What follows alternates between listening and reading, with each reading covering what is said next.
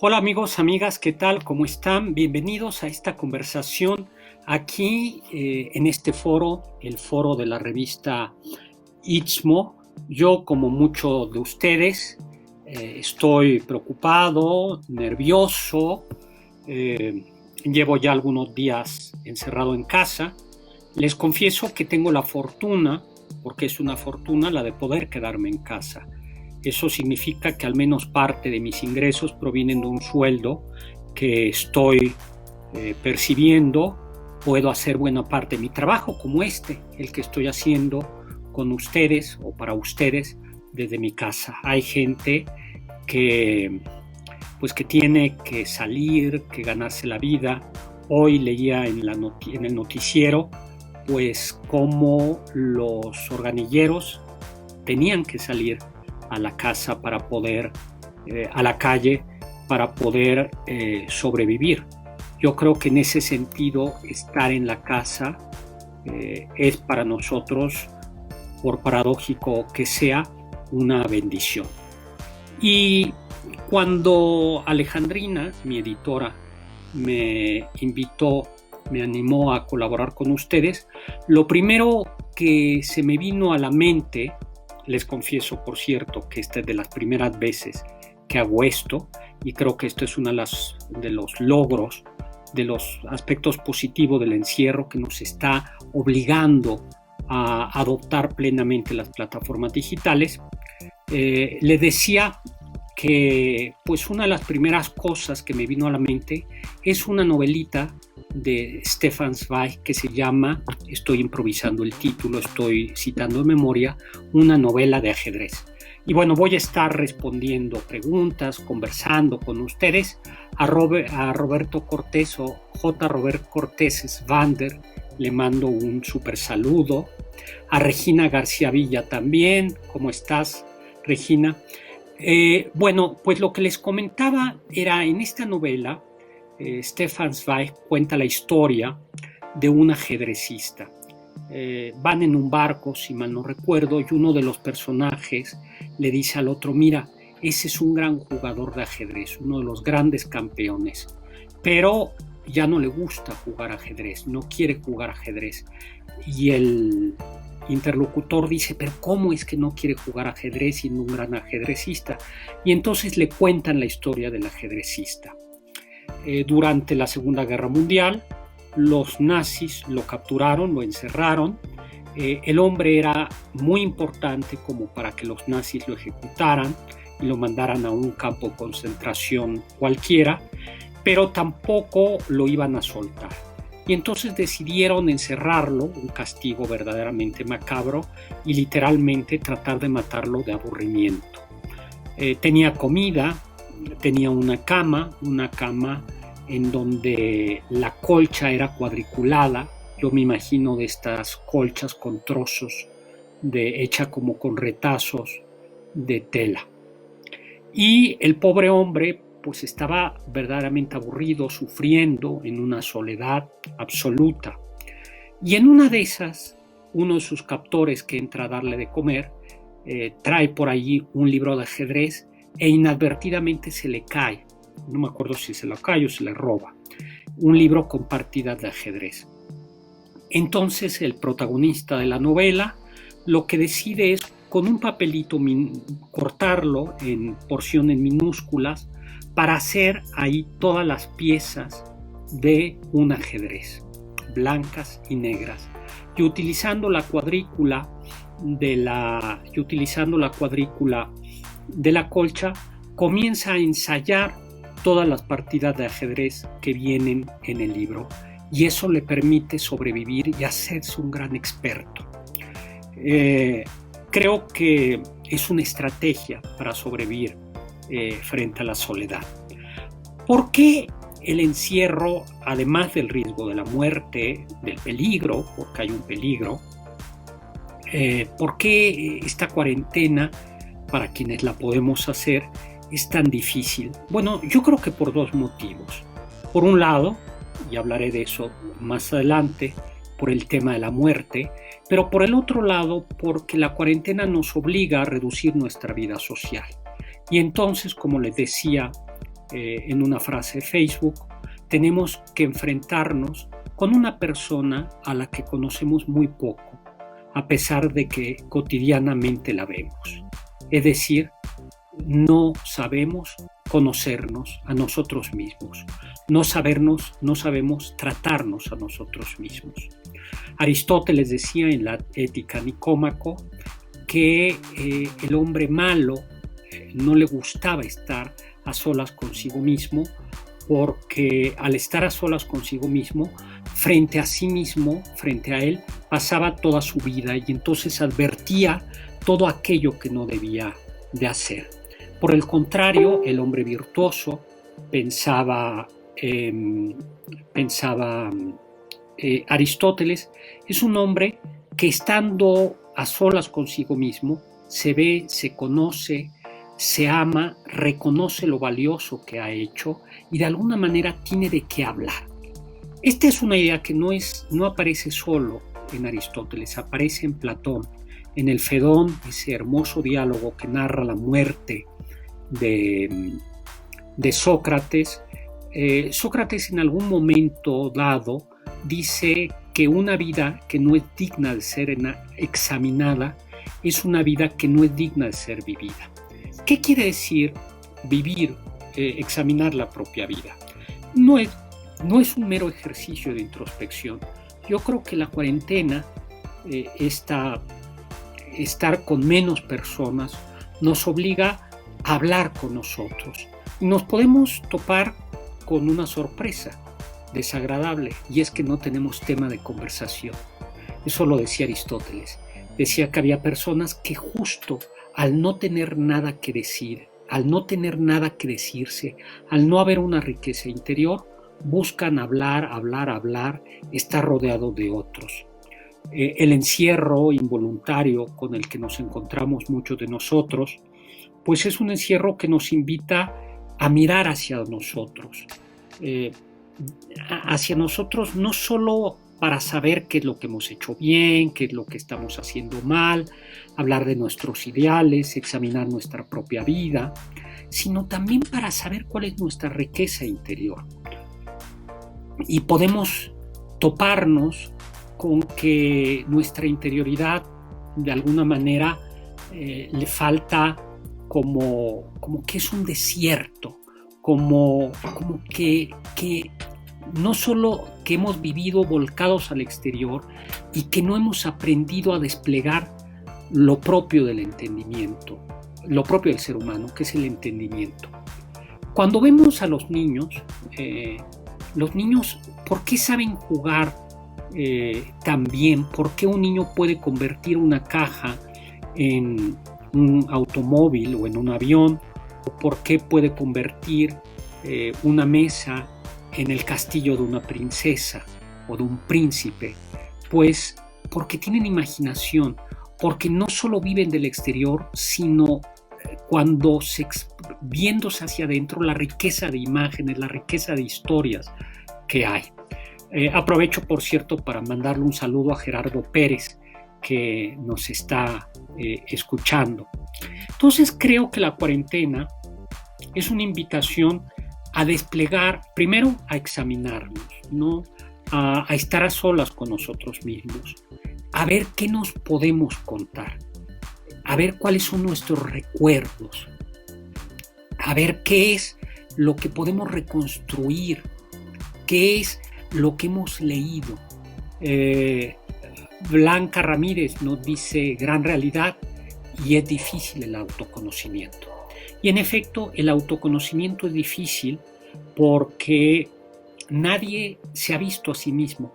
Hay una novela de Agatha Christie, que además van a ver cómo tiene que ver con lo que estamos haciendo ahora, en donde hay una impostora y uno de los personajes dice que advierte algo raro en un personaje y no acaba de saber qué es lo que le parece raro en esa persona, hasta que después caen en la cuenta de que justo es una impostora, y es una impostora porque ella siempre había ensayado un determinado gesto. Por ejemplo, yo tengo el gesto de moverme los lentes o el gesto de hacer esto, frente al espejo.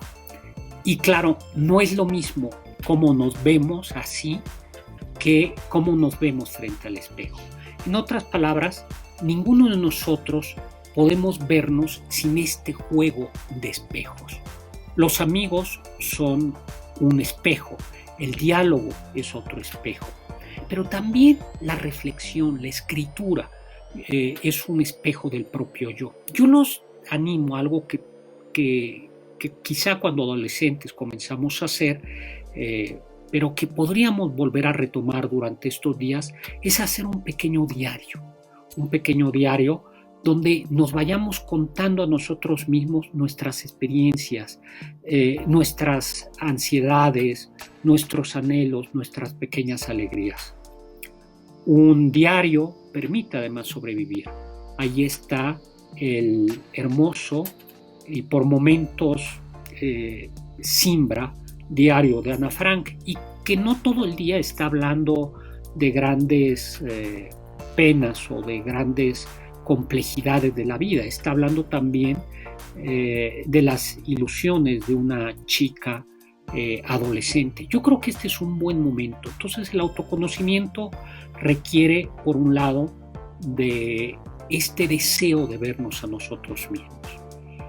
Estamos además, me parece, todos conviviendo con pocas personas, y por lo mismo es también un momento en el que los otros nos van a conocer y que los otros nos van a ayudar a conocernos a nosotros mismos. Es un buen momento de afinar algunos rasgos de nuestro carácter que quizá tienen demasiadas aristas y lastiman a los demás. Eso es parte del autoconocimiento. Pero el autoconocimiento requiere sobre todo valentía, ¿no? Valentía porque a lo mejor cuando nos vemos a nosotros mismos no nos gusta lo que encontramos en nosotros mismos.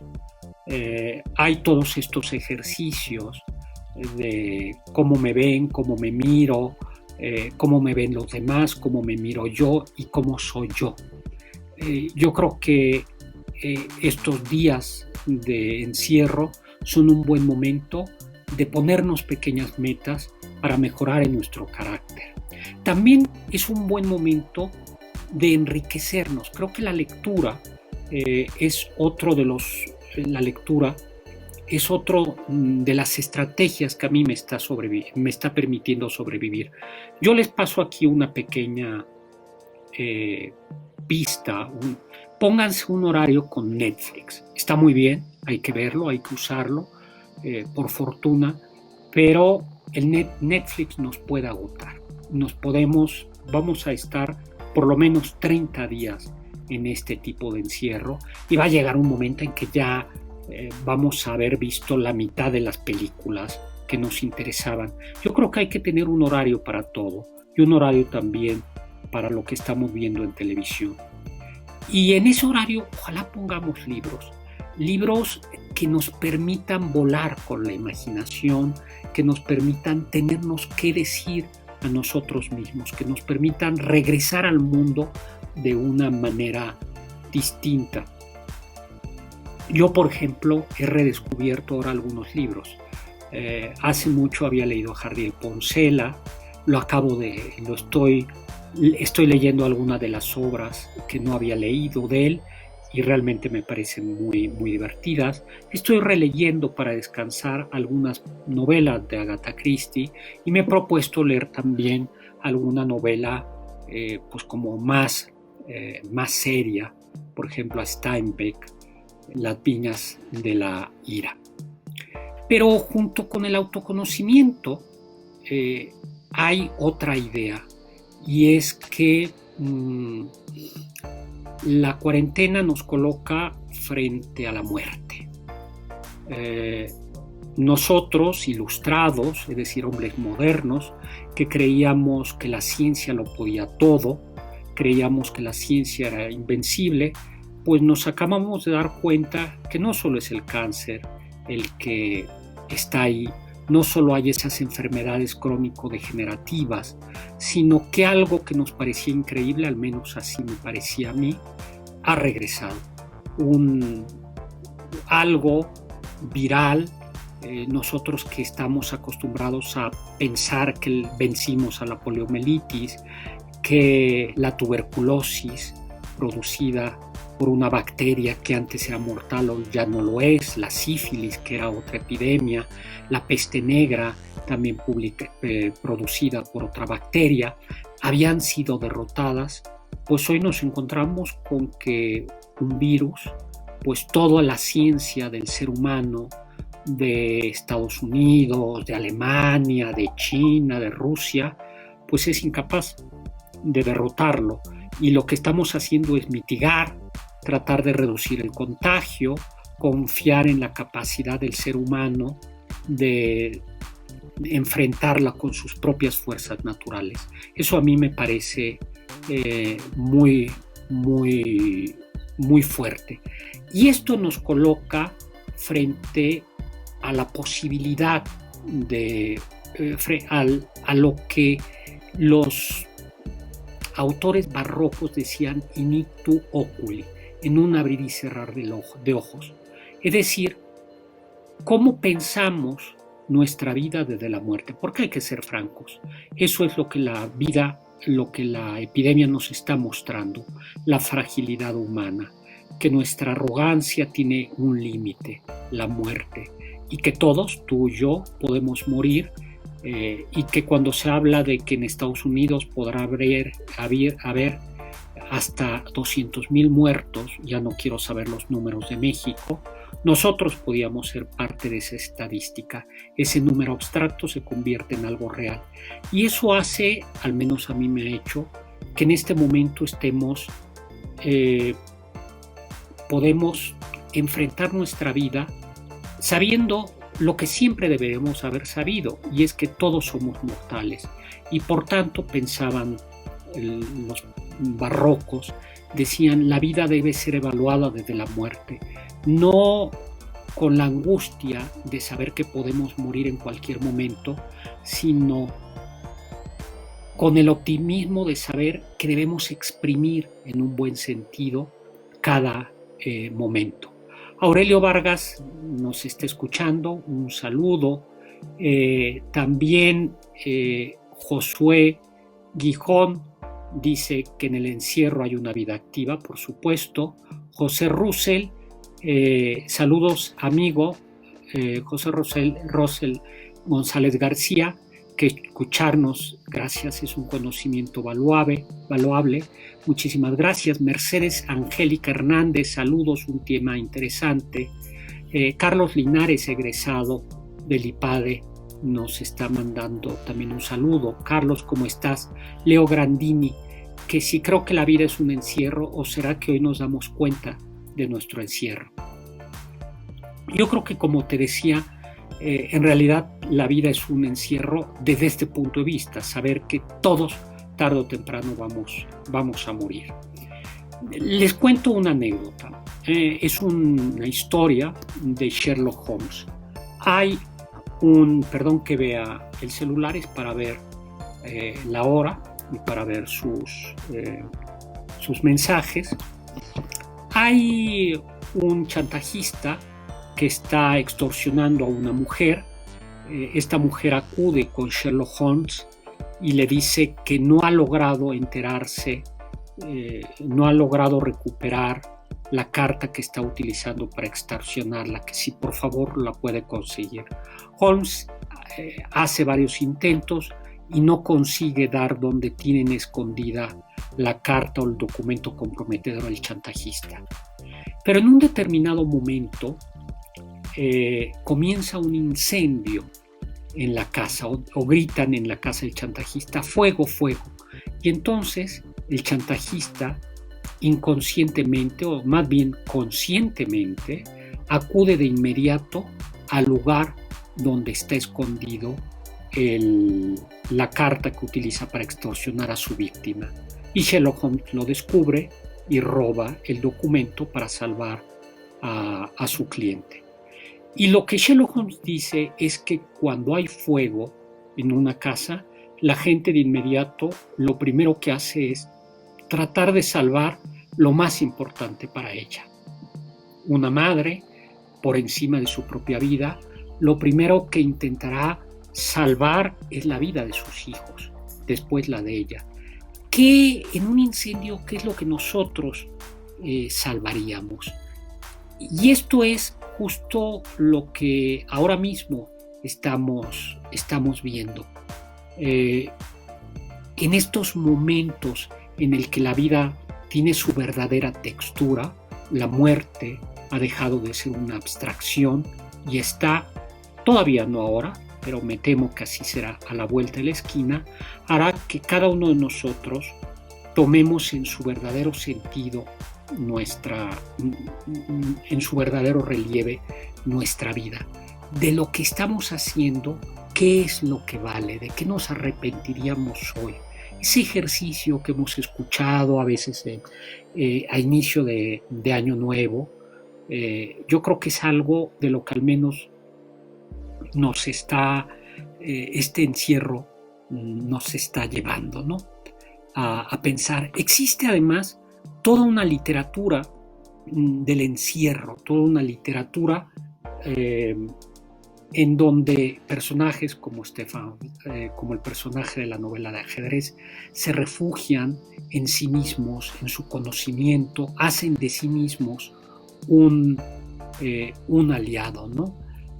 Algo también muy importante, y esto tiene que ver con algo que me contaba ahí, creo que Carlos, o no me acuerdo quién, me decía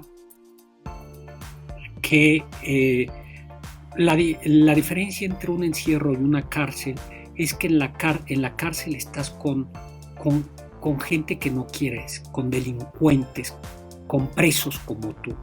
En un encierro, en una cuarentena, al contrario, estás con la gente que quieres. Y precisamente por eso este encierro se puede convertir no en una cárcel. Pienso en toda esta literatura en donde parte del castigo del encierro no solo es la pérdida de la libertad, sino esa libertad acotada que tienes, tenerla que pasar con otros, ¿no?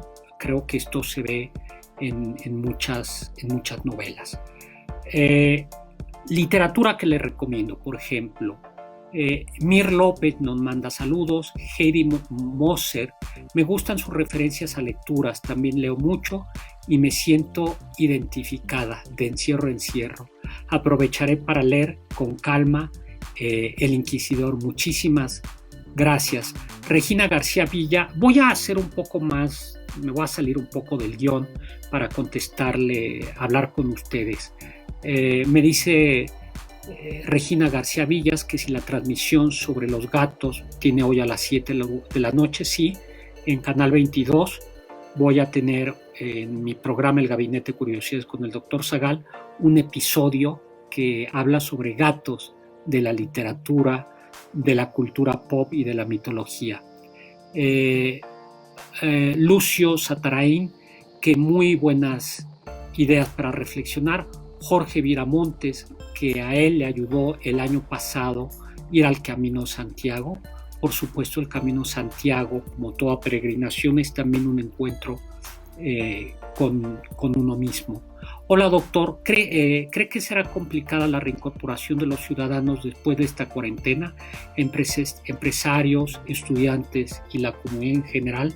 Yo creo que sí. Si quieren, dejamos aquí estas ideas y comienzo a hablar directamente con ustedes. Simplemente cierro con dos ideas. Una, el encierro es un buen momento para el autoconocimiento, para el examen con la propia vida, para ser valientes y encontrarnos con nuestro propio yo.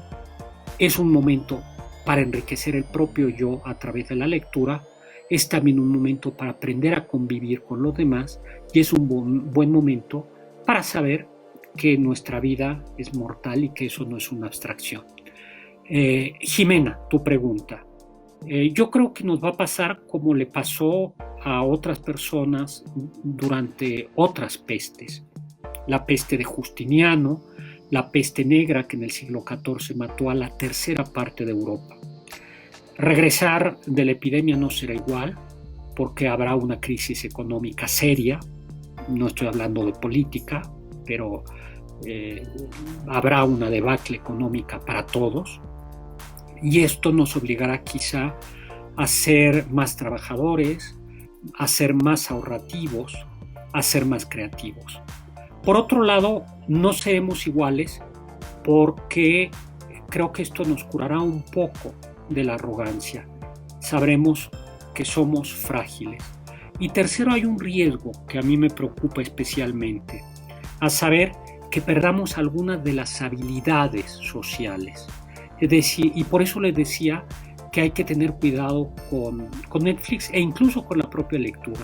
Tenemos que aprender, entrenarnos a convivir, porque a base de estar solos, quizá podríamos a nuestro regreso hacernos menos tolerantes con los demás.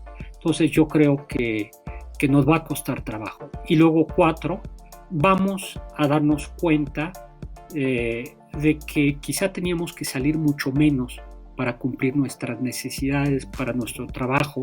El home office es una realidad. Claramente la educación va a sufrir una pequeña revolución.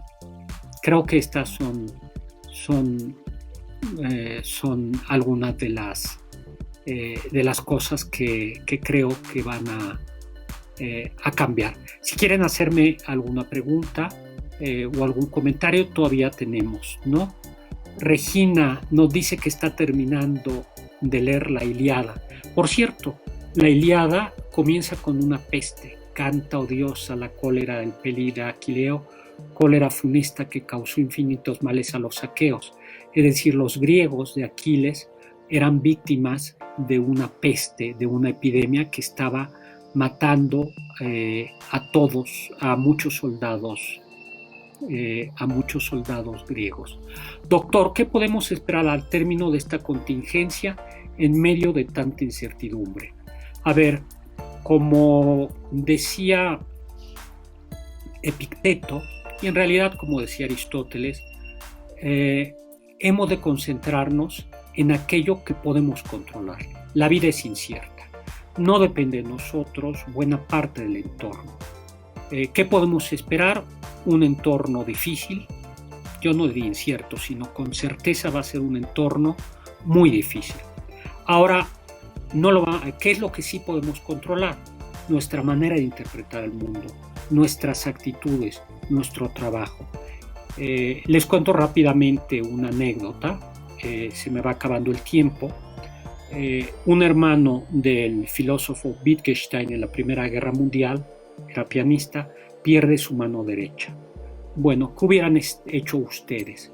Al terminar la guerra, el hermano pianista aprovechó, él tenía un patrimonio familiar importante, era una familia influyente, y le pidió a su familia que utilizara sus contactos para que grandes compositores le compusieran a ese pianista, a Paul Wittgenstein, conciertos de piano para la mano izquierda. Yo creo que se trata de concentrarnos en aquello que vamos a poder controlar. No tiene sentido preocuparnos por aquello que no vamos a poder controlar. Yo creo que esto es como una idea importante. Efgemin, decían los griegos. Beatriz Eugenia, nos ibas a dar unos libros sobre el tema. Bueno, a ver,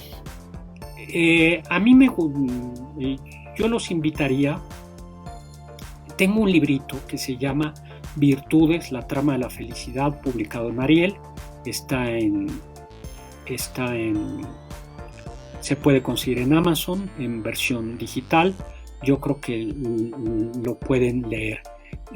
Si quieren leer algo sobre el encierro, pero no agobiante, podrían leer, por ejemplo, la novela de ajedrez de Stefan Zweig. También los animaría, es un texto filosófico difícil, pero los animaría a leer el Fedón de Platón, al menos algunas partes, ¿no? Luego, Jorge Olano, querido Héctor, ¿qué tipo de reflexión podemos fomentar en estos tiempos en nuestros hijos y alumnos? Jorge, yo creo que es concentrar, es controlar lo que sí está bajo nuestro control. ¿Qué es lo que está bajo nuestro control? Nuestro carácter, nuestra interpretación del mundo, nuestras actitudes. Ahí es lo que debemos de intentar controlar. Y segundo, debemos convertir el encierro como una ocasión para acumular fuerza interior, acumular conocimiento, porque después vendrá un momento en el que lo que hayamos estudiado, el carácter que hayamos modelado, ¿no?